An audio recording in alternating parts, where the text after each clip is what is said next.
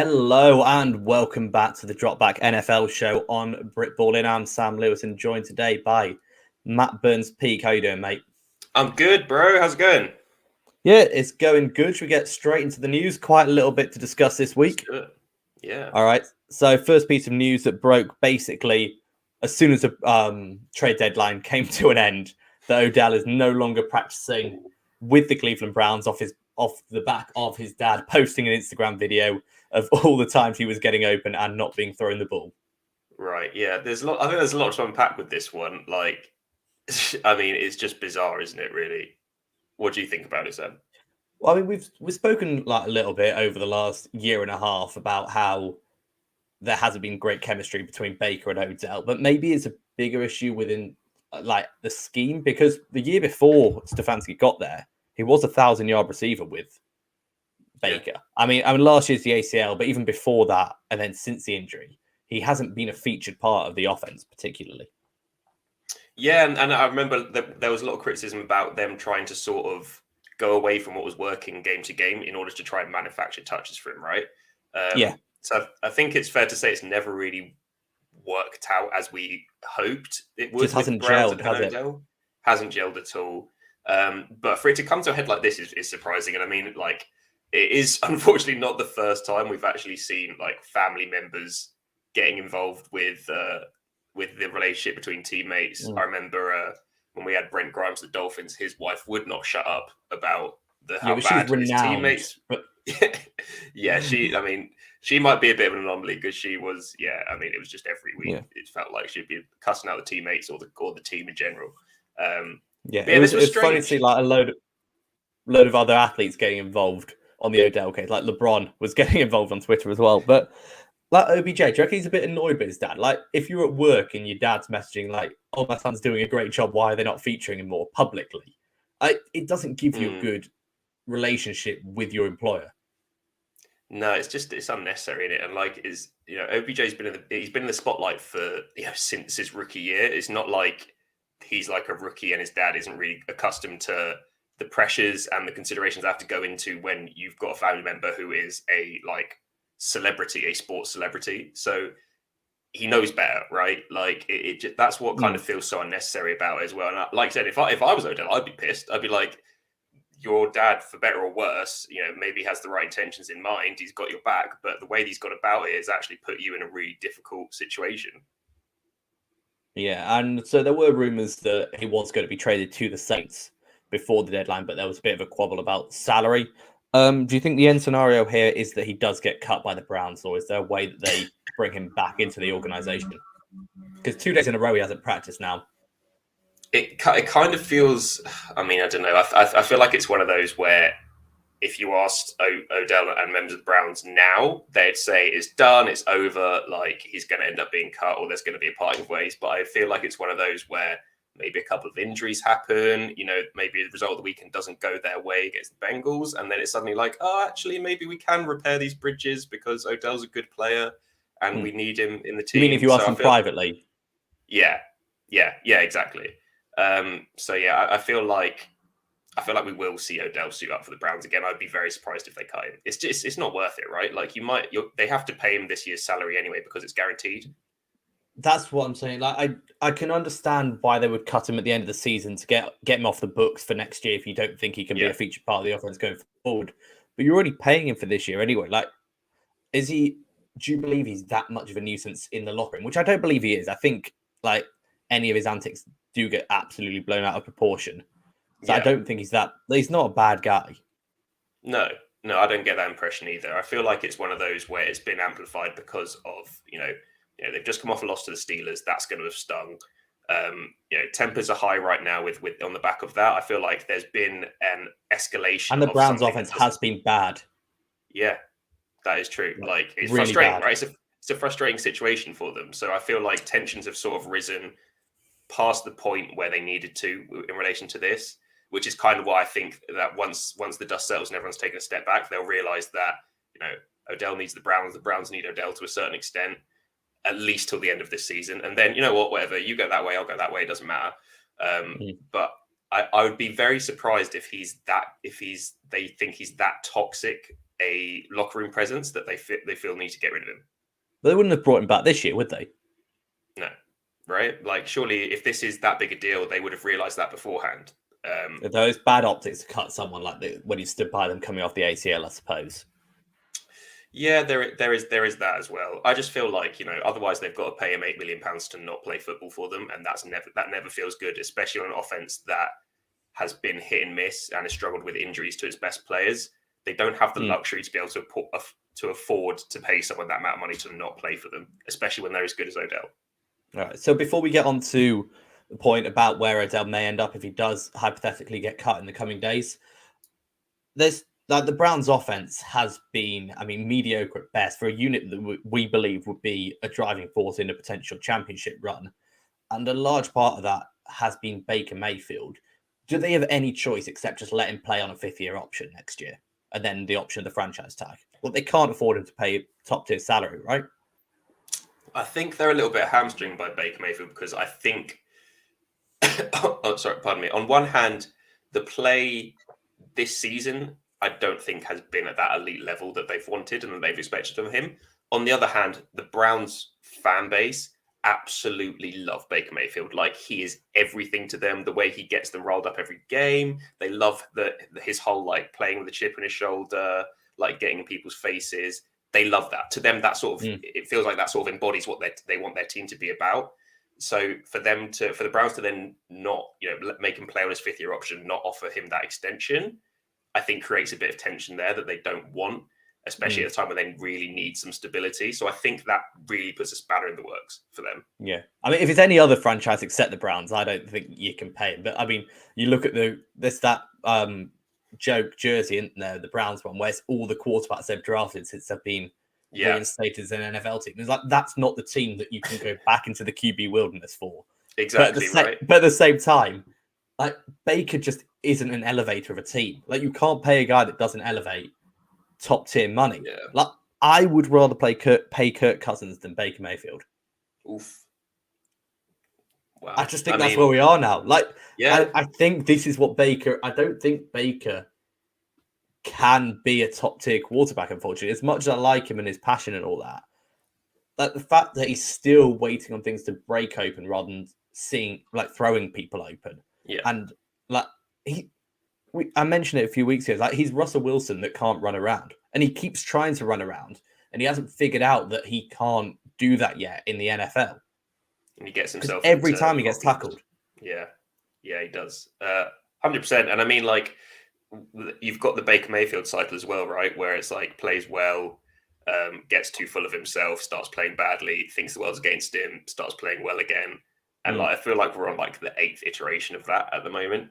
But again, it's one of those like that. Like I said, the Browns can't afford from like a fan base standpoint to move on from another QB. Like, yes, he doesn't elevate the offense, but does he hinder it enough for them to just swallow the fact that he's not going to be, he's not going to be an MVP candidate, but he's going to possibly, if you put good pieces around him and they stay healthy, he might be good enough that you can win a championship.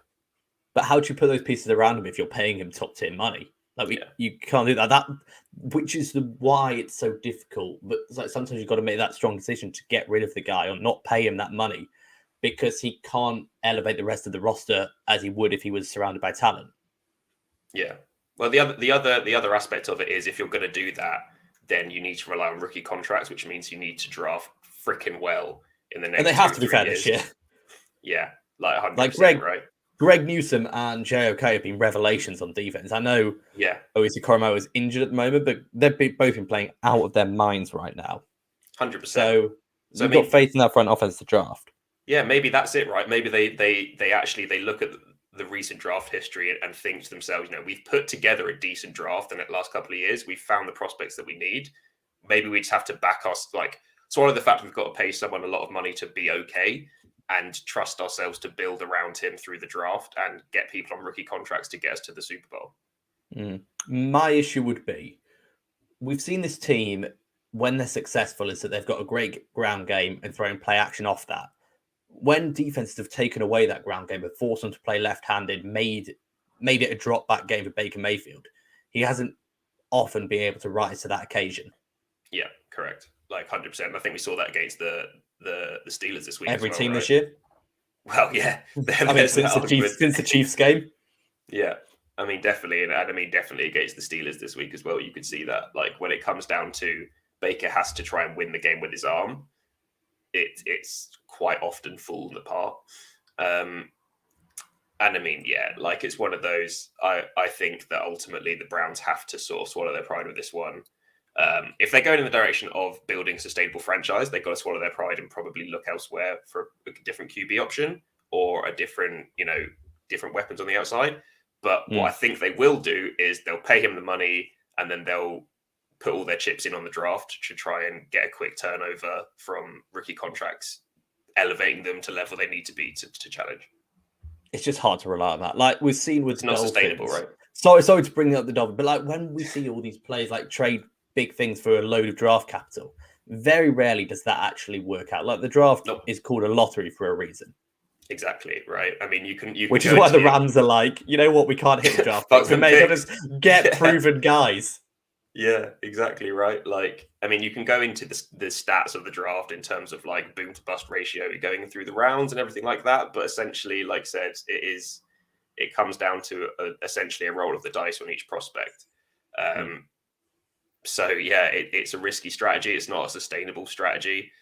Traditionally, the teams that have overpaid franchise quarterbacks who aren't at an elite level have, you've seen the fruits of that is not the success that they were anticipating as a result of that.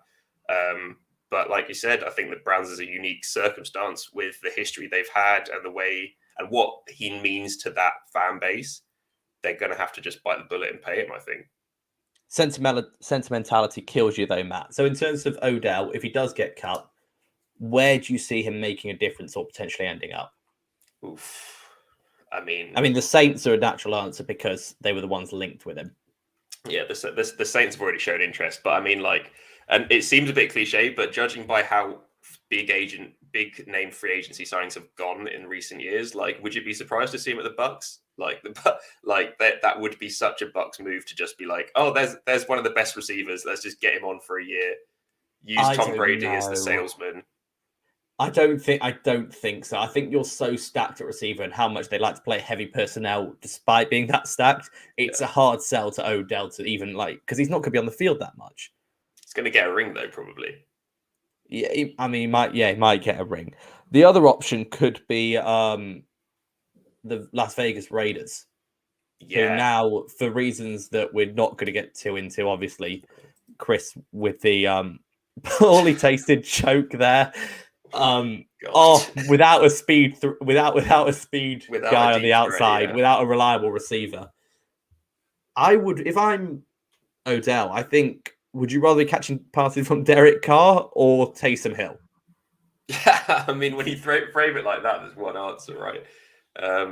Yeah, I mean, I think Odell, there is a very obvious need all of a sudden in Las Vegas for that deep threat guy.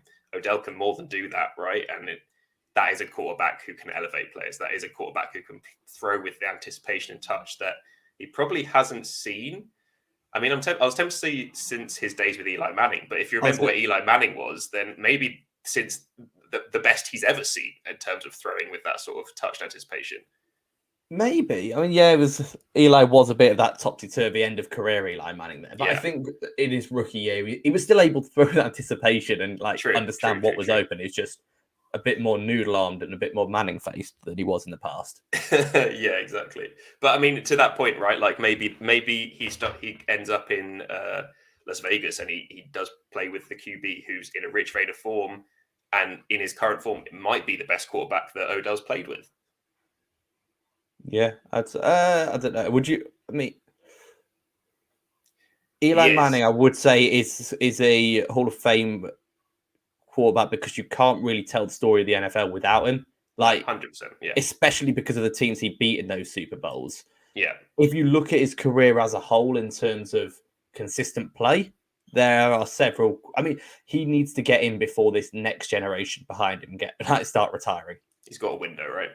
I mean, and it's not to belittle anything that Eli Manning did in his career. He was obviously a great quarterback. I just think that at the time when Odell Beckham was there, you had the rookie season. where I think we probably saw that was probably Manning's best year. If you look at the Post last Super Bowl. Yeah, I mean, essentially, right? Well, his best year towards the end of his career, there is an obvious tail off after that. That's not to say he wasn't a great player, but age catches everyone, apart from Tom Brady. Yeah, whose arm is somehow getting stronger. So sooner or later, someone's going to have that PED discussion about Tom Brady. Yeah, exactly right. All right. So the other big news this week is that Aaron Rodgers tested positive for COVID, is ruled out for Sunday because he apparently is unvaccinated. Despite when asked straight up, "Are you vaccinated?" he replied, "Yeah, I'm immunized." Yeah, it's a weird story. This one. When it first broke, I was like, "Oh, okay, yeah, that sucks." And then this sort of second layer developed where it was like, but he said he was vaccinated, but now it turns out he's not vaccinated. And he said that he was, and he basically straight up lied. And it's like, what is going on here? It's just like, have Netflix bought the right to this? Like, if not, they should. Very strange. Apparently, diving into those details, the NFL rejected what was termed as an alternative treatment that he said he had, which gave him immunity to COVID-19, which wasn't a COVID-19 vaccination. So I don't know what ritual or something or voodoo he tried to do, but it probably was some sort of nature ritual. He's very hippie at the moment. Yeah, but didn't actually work in terms of medical science. So the NFL, quite rightly, I imagine, were like, nope, that's not vaccinations. It doesn't count. But yeah, it does leave it in a weird place, right? In terms of like people's opinion of Aaron Rodgers. Apparently, those in the Green Bay organization were quite annoyed at him because the assumption was that he had done his due diligence in terms of protecting himself and his teammates, getting vaccinated, and it comes out that he hasn't. Surely they knew. They have to have known that he wasn't, right? Do you reckon? Yeah, they have to have done, because he sent this to the NFLPA and said, "Is this allowed?" And to the NFL, like the NFL don't probably circumvent Green Bay. They're definitely saying, "Oh, by the way, your dude isn't vaccinated." But then at the same time, why are they letting him do all the indoor interviews without a mask when the rule is you can't do that? Like the Packers have their other guys doing Zoom interviews and mask interviews if they're unvaccinated. Yeah, it's weird, isn't it? Like it's, and I think that's where there's a point of tension. It's starting to come across like there was one rule for Aaron Rodgers and there was one rule for the other guys who were actually the same as Aaron Rodgers, but weren't being talked about like they were the same as Aaron Rodgers in that situation. And I think quite rightly, like I know obviously, if you've got your understanding of the NFL and how those locker room dynamics work, quarterback does get some luxuries that people in other positions don't get. That is just the fact of life. Might not be fair, but that's the case. But I think you're really stretching it when you're saying that your quarterback can basically tell everyone he's vaccinated, but still, not have to do any of the unvaccinated Zoom interviews and stuff like that. It can basically pretend that he is. That's not going to leave a good taste in a locker room of 52 other guys. Yeah, and this isn't even a case of whether you should or shouldn't get vaccinated. It's like, these are the rules for everyone. Follow the rules, and you're not above everyone else, kind of thing. Exactly as you said. Yeah, exactly right. Like you've got 52 other guys in that locker room that are having to follow the same protocols as you. If you just decide that you're going to say that your nature ritual means that you can't get COVID, but in actual fact everyone knows that that's not true, then makes you look like a bit of a dick to quite a number of the guys that look to you as to be a locker room leader. Yeah, and I mean, some people have had this sort of impression of aloofness from Aaron Rodgers for a number of years now as well. Yeah, that's true. It's when you look back, it's like I've stopped watching the Pat McAfee Aaron Rodgers interviews now because they don't question him at all. It's all just like Aaron Rodgers is amazing. Yeah, it is interesting the media circus you get around Aaron Rodgers, because there are clearly those in the media that think that the sun shines out of his arse and that he's the best thing since sliced bread. And then you've got the people on the other side that think Aaron Rodgers is basically a dick. And it's so polarized. Like there's such a big divide there. There's not really many people that are like, Aaron Rodgers is fine. Like he is Marmite, it seems, in the general media. So any news about Aaron Rodgers is take a note of that. I will make an Instagram post for that. Aaron Rodgers is Marmite. So like I said, with this whole Aaron Rodgers testing positive stuff, you're getting such a flux of people being like, "Oh, it doesn't matter." Like people just using it to get on his back. Then you've got the other people who are like, "This is so irresponsible." Every piece of news about Aaron Rodgers gets blown up. It Rightly was or when he wrongly. was, it was when he was saying stuff about how about the competitive advantage of being vaccinated. It's like, But you're not. as a quarterback, when are you not doing everything at this moment to try and win games? Like, I get, I don't know, it just seems like a strange decision for him, and then to just sort of be lying about it. And he'll come out and he'll probably say, "Oh, I never lied. I said I was immunized. I never said I was vaccinated." But still, like, you know what you're doing, right? You're answering the question, "Are you vaccinated?" Like, he was one of the few guys that was asked straight up, and just Like, other people have basically all the others about, "Oh, we need to do our own research," kind of stuff, which is fine. If you want to do your own research, do your own research. But they haven't said, I am vaccinated, when they're not. Yeah, that's the kicker, right? Like, that's the bit where people are like, don't need to lie, like, just own it either way. And to Chris's comment about, that's why maybe he'll never be considered great. Oh, I've got a spicier take from Chris if you want to see it. Oh, always. What is it about bang average Packers QBs that the media loves? Favre used to throw interceptions for fun, mega overrated. Oh, wow. Okay. I mean, it's a fair point about the interceptions, but I think, like, there does seem to be a bit of a circus around the Green Bay quarterback room for quite a long time now. That is a fair point, to be fair. Like, I think it's because they're both physically just uber talented. And Aaron Rodgers doesn't throw picks, to be fair. Like, he doesn't. He's been among the lowest interception thrower since he's been in the NFL. So he's much more careful with the football than Favre is. And then he has all these highlight reel plays as well. He does do great things, to be fair to Aaron Rodgers. But I think Chris's point that this sort of controversy side of stuff, like the whole breakup with Green Bay in the offseason, like, to a certain extent, it does sort of tarnish that image of him as a great quarterback. I mean, not from a play standpoint, but just from his impact on the game. I think people will use that against him when it comes to that sort of conversation. Well, the Hall of Fame conversation. Hall of Fame conversation, like, conversation is where he ranks in terms of great quarterbacks. And it shouldn't, because I think talent-wise he is 100%.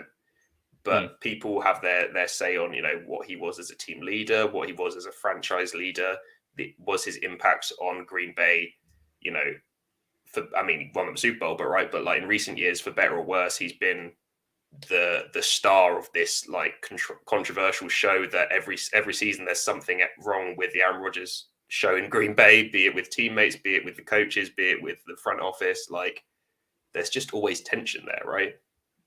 Yeah, especially since the last couple of seasons with Mike McCarthy.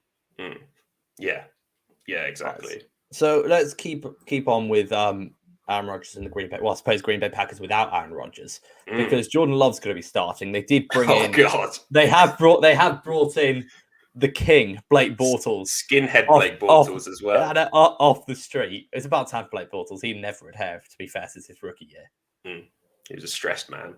They travel to the Chiefs, who, I mean, they brought in Melvin Ingram at the end of the trade, so they should be able to get pressure. I mean, you've got to hope that they no longer have to send 6 to get guys open. You can send 5 and one guy can win one-on-one. Like, now you've got Ingram. So it might be slight uptick on defense, but still probably not great, because they keep playing Sorensen, because Juan Thornhill can't defend the run. Yeah. How do you see this game going? Well, I mean, if you'd asked me this 3 days ago, I would have said that it would be a Packers win by quite a lot, because this defense is just horrible. But then again, like, what on earth are you going to get out of Jordan Love? It could be great. It could be, like, trash, right? Like, can you imagine if Aaron Rodgers never gets his job back? What? Yeah, like, Jordan Love goes off for like five touchdowns, 400 yards. Yeah, like, so it plays almost like a pseudo Mike White. I was going to say he sees the Mike White bar and just vaults over it. I don't know what to expect. I mean, to be fair to Jordan Love, like, fucking good situation to drop in your first start. Like, you're playing against one of the defenses that will give you a lot of opportunity to score points. Like, it's a pretty cushy first start. I'm still so unconvinced by this Chiefs team. I know this week I actually picked against them against the Giants, and I mean, they were within 3 points of that blown up in their face. It's the fact that it only got a slight eyebrow raise from the rest of us when you made that pick that signifies. And Chris is asking, why are the Chiefs so bad this season? I think, first of all, it's because of this horrendous defense. It's similar in a way to those when Drew Brees were putting up 5,000 yard seasons, but the Saints defense couldn't stop absolutely anything. So you can't win if you concede that many points every game. It just makes it incredibly difficult, which is why they went 7-9 so often. And opposing defenses are asking a lot of Pat Mahomes and the Chiefs offense. They're playing a lot of too high, only sending 4 guys, making the Chiefs have like 14, 15 play drives. They're taking away that big deep ball, quick ball, from Tyreek Hill. They're absolutely murdering Travis Kelce off the line, which I'm not sure why it took this long for someone to do. He has just started getting beaten up from the snap. Yeah, it's like that LA Rams. Well, I suppose it was St. Louis Rams versus Patriots Super Bowl, back when they just basically murdered their wide receivers and the rules got changed. But that's what they've been doing to Travis Kelce, and he's just not been used to it. Yeah, and really bad turnover luck. Like they're not. A lot of them aren't bad turnovers. Like Mahomes sometimes isn't tucking the ball, but some of the picks, and they're all in the red zone or scoring position. And it's just like the last couple of years, it's starting to bite them in the arse. Is there anything else that has been holding them back? I think you summarized it pretty well there. The main thing for me is just they're making mistakes that last year they could probably have come back from in terms of some of the turnovers and stuff like that. Less efficiency on offense, giving up big plays on defense. Like they were giving up big plays on defense last season, not at the same rate, but they still were. But for whatever reason this season, I think people have started to figure out the formula for not stopping, but slowing down Pat Mahomes. I think that's the key, like taking away their ability to just one play score with those 2 high safety looks has made such a big difference. That was the Chiefs thing, right? Like even when they went hugely down to Houston in that playoff game, like it was like you snap your fingers and they're back in it. Whereas teams have worked out to take that capability away. And like you said, they've just had horrendous luck with the turnovers. Like if you look at the data and the numbers around it, like you said, they're not necessarily bad picks and things like that. It's just like they're happening. The chickens have come home to roost in that aspect. Like maybe where they've got away with some of that stuff in previous years, it's like all their bad luck's just arrived at once in terms of like interceptions. Yeah, and I think they to get out of this. They need to get teams out of the too high shell. Because they're just basically umbrella covering the whole field. Be like, right, we don't think you can march 15 plays down the field every single drive. Yeah. And they've got the O-line to do some downhill running, but they keep doing this shotgun RPO stuff, which just isn't a physical run game. And it doesn't force guys to get into the box because they're like, if they're running RPOs, we need those 2 high guys still. Because otherwise they'll just tear us apart with the slants or whatever you're throwing the RPO off. Exactly right. Like I think maybe the key to the Chiefs in that aspect is, and it's easier said than done, but they need to establish a run game that isn't bolted onto the pass in terms of RPOs and play action. It's like that. It needs to be able to function as its own thing. And for whatever reason, be it Clyde Edwards-Helaire hasn't been the back they thought he'd be, or been injured whatever. Last few weeks. To be fair, has been injured. To be fair to him, yeah. Like maybe they don't have the confidence in that running back room. But they just haven't tried it, I don't think. Like they haven't given their running backs an opportunity to establish a run game that isn't just it's a pass with a run option built in. And like I said, it's not making teams move away from that too high look, which is stopping the over the top shots. Yeah, absolutely. And when you look, they've got big maulers up front with the O-line. They spent loads on their O-line, right? We were so impressed with what they did with it in the offseason. It's kind of like, okay, that's sorted now. You guys just pass protect. Like, do you want us to run? No. Just pass protect. And they did it a little bit in the Giants game early on, and they sort of got away from it. But it was working early on. But unless you're getting 6-7 yards a carry, which you really need to commit to downhill to do that, you're not going to get guys out of the too high shell because they're not going to be bothered if you're rushing for 4 or 5 yards every play. Because if I'm a defensive coordinator, I would absolutely take that all the way down the field rather than one pop over the top to Tyreek Hill. Yeah, especially when on the other side of the field, you know that your offense is going to be able to score quickly and that the Chiefs have been massively susceptible to chunk plays. So it's like, in many ways, the objective has changed on defense from like, how do we stop Patrick Mahomes to win this game to like, how do we just make Patrick Mahomes have to take forever to score to win this game? Like we will accept we'll concede a touchdown, but it takes them 5 minutes per drive to do it, then quid's in. I'll take that all day. Yeah, 100%. And yes, Chris, I am going to training tonight. I'll see you later. He's the OC at Leeds Griffins. Good check-in. Make sure he's not sacking Chris. All right, so we've got 3 games that we've got lined up as potential ones to talk about. Which one do you want to take? I mean, I was going to say we spoke about the Browns a little bit early. Like, do we want to go into a bit more detail about it? We're in it. Browns, Bengals. Bengals probably playing an easier quarterback to combat than the absolute inferno that they had to play last week. Yeah, 100%. Like that was weird. I mean, I think this game's gonna be so interesting though. Like, both teams coming off quite bad losses and losses that would have definitely really hurt them. In the Bengals case, like, just a huge shock. Like, everything about that game had Bengals win plastered all over it, and then the amount of times they shot themselves in the foot was ridiculous. The Browns have had a really tumultuous week with the Baker Mayfields, the offense coming off a bad performance, and then obviously the Odell Beckham situation has really exacerbated that, I think. But they're 2 teams that have got a lot of shit to figure out and not a lot of time. But I'm probably actually going to lean towards the Bengals here. Are you? See, I am. I don't know how. Like, Chase Young is playing. Chase Young, Jamar Chase is playing out of his skin right now. Yeah, and you're right. They do have a good collection of guys around him, but I do like the Browns' backfield. Like, Browns' backfield is great. Yeah, secondary. I think they've got really good guys, and like, if you've got Denzel Ward to match up with your 1v1 guy, and then you got Newsome on the other side, like, that's a good tandem to be going with. The other thing is, I don't think that there's no way Myles Garrett and Jadeveon Clowney don't just destroy this Bengals front. Yeah, I mean, that is a very good point. Like, that's a real worry if you're the Bengals. Like, they struggled at times coming up against the Jets front, which is good without being great, I think is fair. Like, they have some good players, but no one of the quality of Myles Garrett. Well, Myles Garrett's the best edge in the league right now.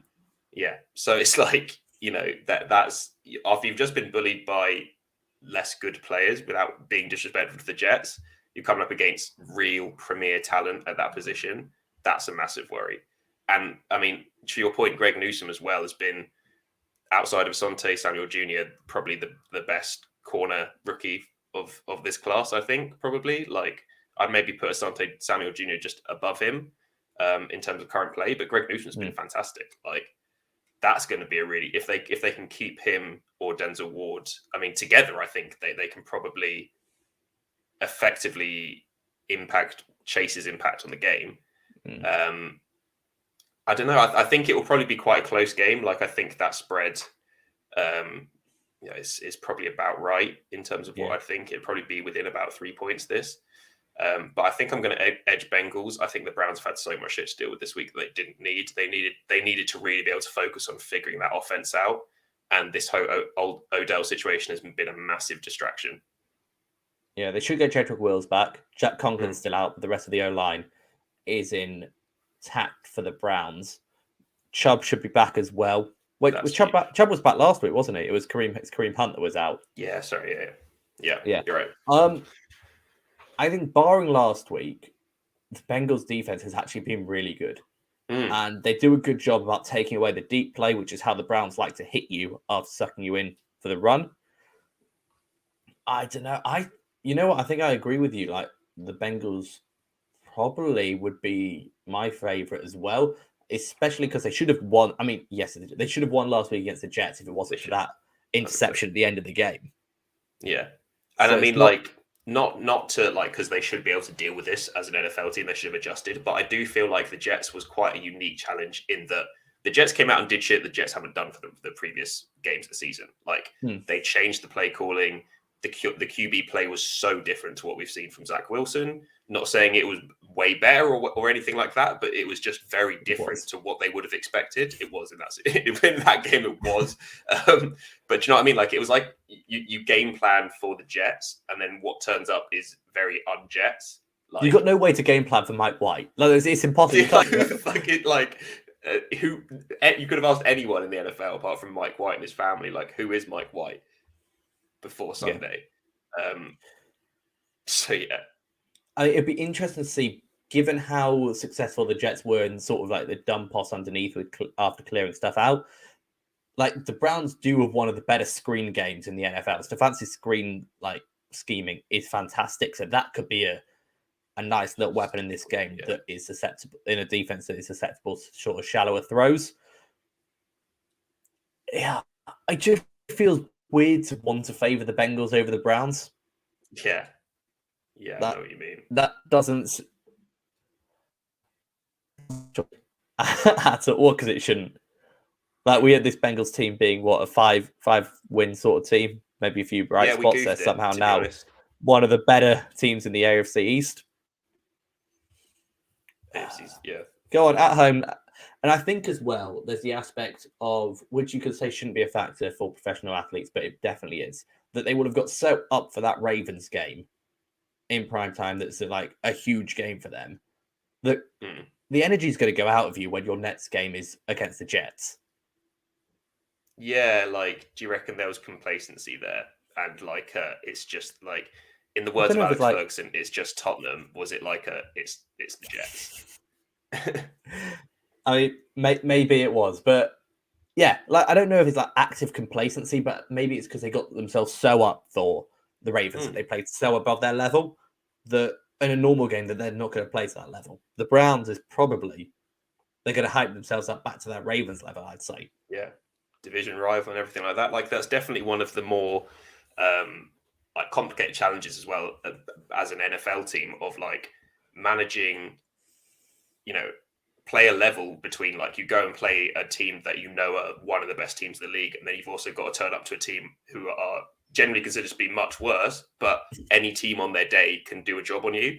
Like, that is a challenge. And I think you're right. Like, these division matchups have that extra level of spice. Like, people are way more hyped up for these sort of occasions than a game against the Jets on a Sunday. Like, that is a fact. I think, like, it's one of those. So yeah, maybe we do see the Bengals that came out against the Ravens rather than the ones that trotted out on Sunday. Absolutely. Okay, and the final game preview would do the one you suggested.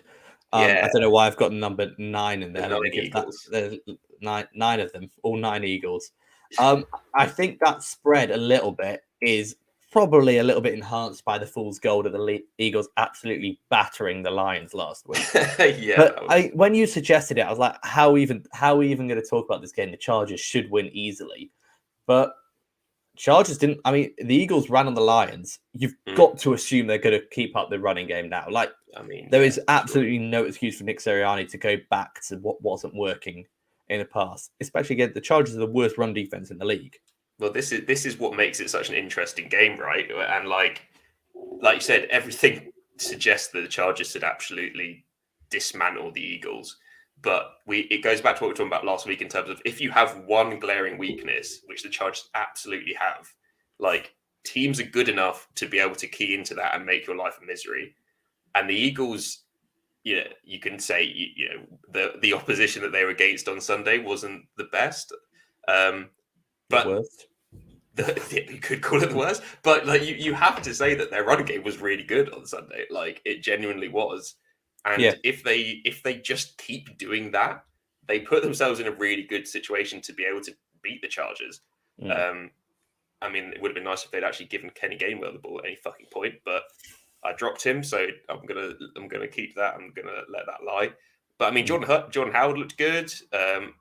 Boston Scott, you've got there as well. Like, you've got people that can run the ball to a decent level, and Jordan Howard can be. O-line. It's a good O-line. Jordan Howard can be that guy that grinds out 4 or 5 yards a touch. It might not be a very entertaining game if you're a neutral, but I can absolutely see a world where the Eagles just ground and pound this game to a 2 or 3 point win against the Chargers. That will really spell danger for where the Chargers are. I mean, the Chargers have all the quality over the Eagles here, but the Eagles have that one thing, and that's the answer to what the Chargers can't stop.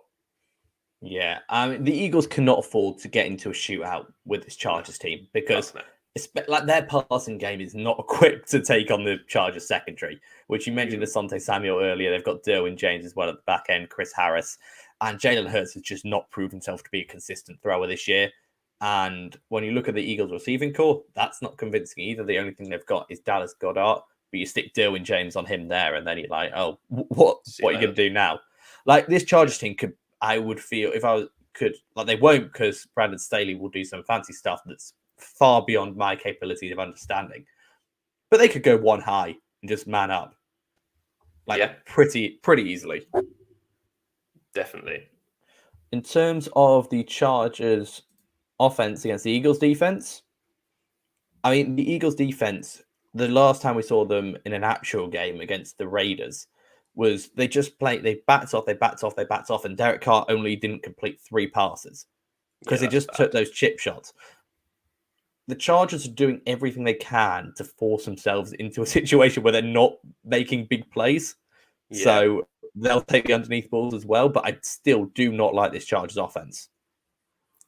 No, it's weird. It's weird, isn't it? Like and we said about it quite a lot on the podcast. Like you just need to, you've got one of the premier arms in the league who you can afford to build a deep passing attack around because he's got the accuracy and the arm strength to do it deep. Let him do it. Like, stop doing this dink and dunk stuff. You've got better talent for that, basically. And if the Chargers come out and do that, I think the Eagles are going to go, awesome. Like, we'll play everything in front of us. We'll come up and make the tackle. We'll make your drives last 7-8 minutes a pop. The issue is that the Eagles haven't been able to actually bend and not break. They've just bent and then broken at the end as well. yeah, exactly. But yeah, you're right. It's like, why are you putting Justin Herbert in a Drew Brees offense? It's like, you're restricting yourself so much because you've got such a talented guy. There's absolutely no reason to do that. They could be another option for Odell to inject a little bit of speed into that offense. But I think more importantly is, it's the play calling. It's bad decision making. And what's more bizarre is that Brandon Staley's whole philosophy is about taking away the big play, make the offense get bored with doing dinks and dunks, and force them into it. Force them into to go those deep. Or you want them to take those dinks and dunks. It's like, if you know that's not an effective way to play offense, because that's how you want your opposition to play, why is your own offense? Why is your own offense doing it? Literally, right?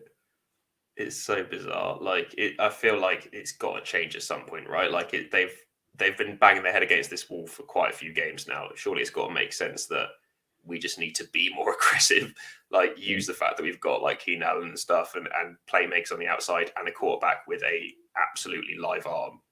Just use it. Like, if it doesn't work, like maybe you'll give up a few interceptions and stuff like that. Boo hoo. You might score way more points and be way more dangerous as an offense and keep yourself in games. You could throw 4 picks in this game and they'd still win. Yeah, like genuinely, and like have that attitude, right? Like, don't be. I feel like it, and you get this a lot with defensive coaches in the NFL, like, or defensive-minded head coaches and things like that. Like, they don't want to. They'd much rather be like, I'll make the defense really good, and on offense, just don't give the ball away, rather than being like, oh, I've got fucking genuine, really good playmakers on offense. Let's build an offense to their skills. It's almost about like damage limitation on that side of the ball, and I'll force mistakes from the opposition. I don't know about that, because I understand what you're saying. That generally is the trend with defensive coaches, but Brandon Staley has said several times in press conferences that you want to be aggressive and you want to force offenses to play how the Chargers offense is playing right now. So if he can look at offense and be like, yeah, I'm all right playing against that every single week. Why would you have your own offense doing that? I think the hire of Joe Lombardi is a strange one.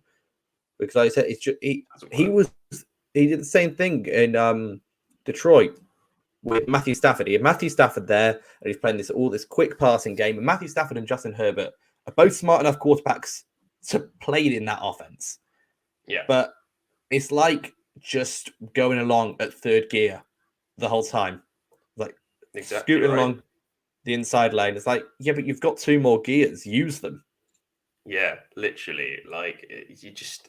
And I feel like, obviously, especially in tight game situations, I can understand why teams play more conservative. I don't necessarily agree with it, but I understand the logic behind it.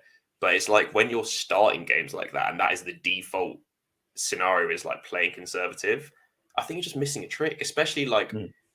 you're a roster and an offense that can be so much more than that. You don't need to dumb it down or simplify it to account for like a lack of talent or something like that. You can genuinely be one of the best offenses in the league if you just back yourself and do that and go for the bigger plays. 100%. I still have the Chargers winning this despite all that. I think that's an issue.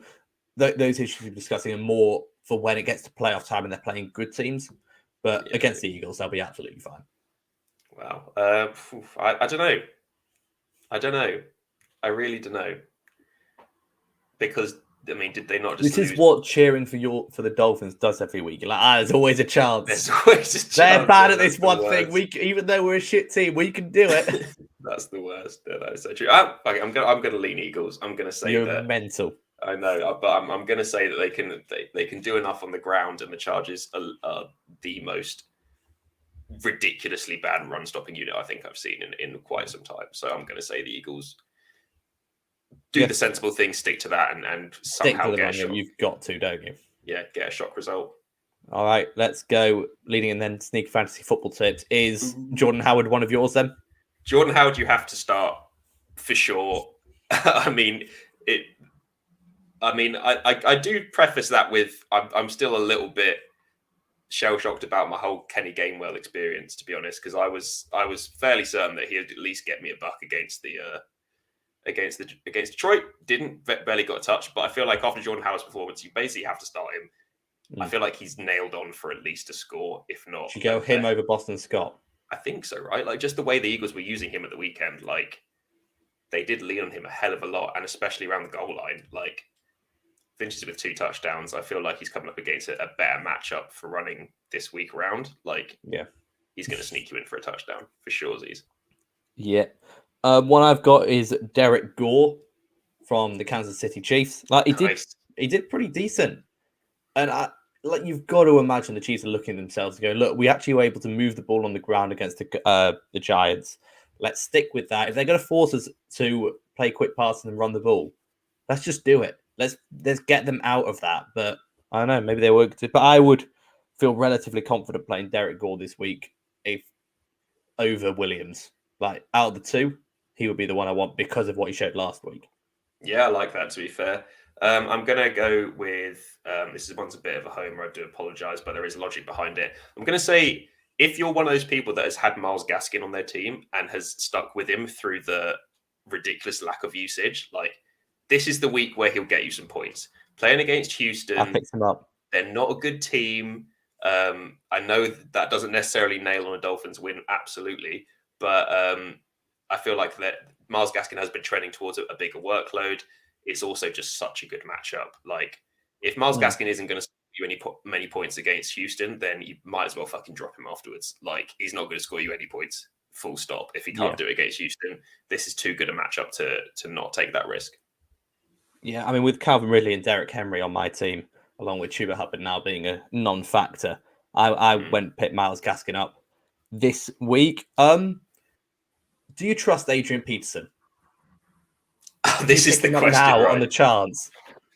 I think you do. I genuinely think that you do. I mean, worst case scenario, he gets injured again. You're back to square one anyway. Like I think a lot of people that were targeting Peterson are basically Derrick Henry owners that have been handcuffed horribly by this scenario. I think he's good for at least a trial run here. You don't lose anything from it. I think he'll probably get you 50 yards and maybe a score. I don't think he's going to set the house on fire. You're not going to be able to expect Derrick Henry levels of production, but I think he should be a steady Eddie. Yeah, I mean the other one is I can't remember the name of the backup they have behind him. Jeremy Mcnichols.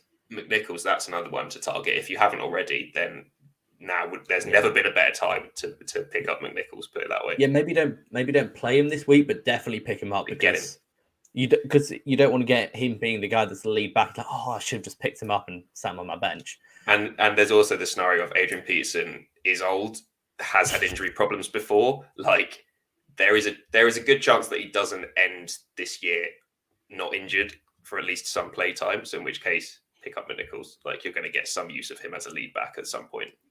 Yeah, I really thought the Titans were going to make a move for a wide receiver because you're not going to find a running back that can replace Derrick Henry. Like just what it gives you mentally in the fourth quarter is like, I don't want to tackle that guy. You can't do it. So you have to replace that in the passing game by adding another threat. So at least so you've got a backup if something happens to Julio or AJ Brown. But no moves there. And that worries me a little bit about this Titans team that still has not a great defense, except Howard Landry. Yeah, it was very good. Yeah, it just doesn't make any sense, right? Have you got anyone else? There are a couple of tight ends that I kind of Zach Ertz is he one of them? I don't think he'll still be available, but if you can get Zach Ertz, like he's got instant connection with Kyler Murray. I was actually going to go somewhere else. I was actually going to go with Mo Alley Cox, and this is going to be a really difficult sell because he has not been good in fantasy so far for the Colts. Not again. But he's just one of those who will just occasionally, like when he gets hot, he will just go off for a couple of scores or like 70, 80 yards. And again, this week in particular, coming up against the Jets, it's not a defense that has done well against the Titans traditionally and tends to give up a ton of points regardless. I think the Carson Wentz experiment, I definitely wouldn't start Carson Wentz, but I'd maybe definitely look to start some of his weapons. Yeah. Did you know that Mike Gesicki is the tight end 1 in fantasy since Tua's returned from injury? Boom. They do have an unbelievable connection, to be fair. Like, that's basically one of the only good things about the Dolphins offense is that Mike Gesicki and Tua are locked in. Yeah, and speaking of connections, brings me on to my next guy. I think Teddy Bridgewater has a lot of trust in Jerry Judy. And they're playing a Cowboys defense that has picks, but also lets up a shit ton of yards. And you've got to imagine it'll be Cortland Sutton that sort of gains the attention of Trevon Diggs. So, like, if you're really scrambling, Jerry Judy had a load of targets last week off the injury. Not a whole lot, but I think he had like 4 catches in his first game back. So he may be that, like, right? You're hitting the point of the season where you've got to really hope someone breaks out, like because everyone's good is on a roster by now. Yeah, that is very true, right? That is very true. I mean, those are my main ones, really. I'm trying to think what else I would maybe. I mean, there's a like if Tua against the Houston Texans. Yeah, I mean, maybe right. To be fair, there's an argument that Jalen Waddle as well is someone that you can look to pick up and you'll get a lot, especially in PPR. Like Jalen Waddle gets a fuck ton of receptions. They don't necessarily go very far, but he gets a lot of the ball. Taysom Hill, he gets yards. Like Taysom apparently Hill. He averaged 22 fantasy points a game last year. It's a risky one. I mean, I don't know if he'll have already been picked up by other people in your leagues, but Taysom Hill is an interesting one. Like I personally, I've never had the gumption to trust Taysom Hill as a quarterback in fantasy. If you're a braver individual than I, then go for it. Like again, could be quite productive depending on the matchup. But God, if he needs to throw the ball, you're going to be in trouble. Yeah, he's always so late, and like he can't read the field. Like they just throw deep balls. It's like, right, Taysom, just throw it deep, and then he still takes like 4 hitches and throws it late. It's painful to watch him play quarterback. And it's like Sean Payton's like one weakness is Taysom Hill. Like he's such a good coach, but he's got just such a Taysom Hill shaped blind spot. Honestly, it's like Solskjaer and McTominay, isn't it? It's like everyone knows he's not quite good enough, but you're still like, oh, I love the. He can develop. He'll get there. Just give him time. Yeah, exactly. Taysom Hill's like what in his 30s now. Wait, how old is Taysom Hill? Because he was old coming out. He was, he was a late one, wasn't he? 31. He's 31 years old. There's a player in there somewhere. I mean, he's playing Atlanta as well, right? Like, it's not a bad introduction game to go for again. Like, he put good points against them last year twice, to be fair. Yeah, all right. Maybe he's got the number. Who knows? Oh my! You're right though. It's just such like there's no other option to be considering playing Taysom Hill. It's such a good way to spice up the game week for you, though. If you play Taysom Hill, then it's a roller coaster. To be fair, I'm in a 16-man league, and I'm playing Jordan Love because Russell Wilson. Russell Wilson was my starter, so I've been really scrambling these last few weeks. There's like no quarterbacks, God. So I've gone. Russell Wilson should be back next week. I'm playing Jordan Love against the Chiefs. It's like, you know what? Why not? I might see if Taysom Hill's available, actually. It's a game of matchups, mate. It's a game of matchups. Why not give it a go? Yeah, 100%. One question to finish on. Who is... No, not answering.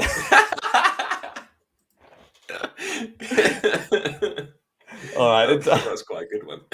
All right. Brings us to the end of today's show. Make sure you check out all of our socials at The Dropback, Facebook, Twitter, and Instagram, thedropback.com, articles, all that sort of stuff. Thanks again for Brit Balling. I've been Sam. I've been Matt.